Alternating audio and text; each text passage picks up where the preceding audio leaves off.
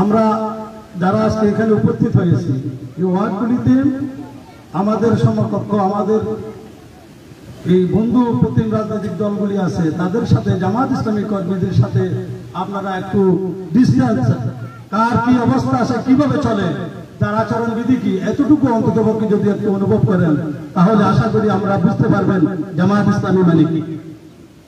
জামাত ইসলামী ওই ব্যক্তিরা যেটি দুর্নীতি এমপি থাকার পরে চুল পরিমাণ কোন রকমের আমাদের এমপিদের বিরুদ্ধে আমাদের মন্ত্রীদের বিরুদ্ধে চুল পরিমাণ অভিযোগ তারা প্রমাণ করতে পারে না। জামাত ইসলামী এমন সংগঠন তারা ইউনিয়ন পরিষদের চাল প্রচারণ করে এক কোটি চাল ইউনিয়ন নেতৃবৃন্দের করে যায় না, কিন্তু আমরা দেখেছি আমাদের বন্ধু প্রতিমদেরকে তারা গাড়ি বোঝাই করে চালগুলি নিয়ে কোথায় নিয়ে যায় কোথায় পায়। যদি ক্ষমতা আসার আগে এই পরিণতি হয় ক্ষমতা যাওয়ার পরে কি করবে আপনারা একটু চিন্তা করে দেখবেন।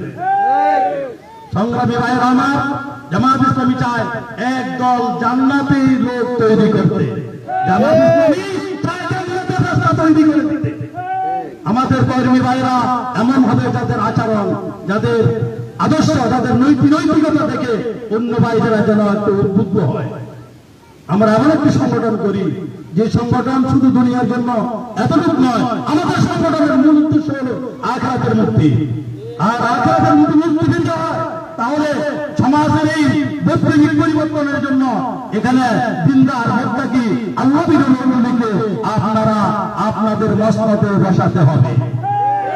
যদি তা না হয় আমরা গত 17 বছর দেখেছি জালেমের অত্যাচার, জালেমের নির্যাতন, নিষ্পেষণ এমন কোনো জায়গা নাই বাথরুমের টয়লেটের দরজা পর্যন্ত তারা নিজেদের করে নিয়েছে।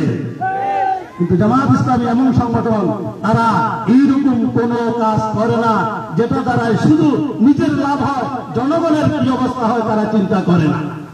এমন সংগঠনের নাম জামাত ইসলামী, এমন সংগঠনের নাম জামাত ইসলামী নয়। আমরা আজকের এই সমস্ত ভাইদেরকে আহ্বান করবো, আপনাদের ভাই আপনাদের বোন আপনার আত্মীয় স্বজন এখন থেকে সকলকে সচেতন করুন। আপনার একটি ভোট আমানত, এই ভোটের মাধ্যমে যদি কোন অন্যায়কারী যদি ক্ষমতায় গিয়ে অন্যায় করে তার একটি অংশ আপনার আমলনামায় লেখা হবে।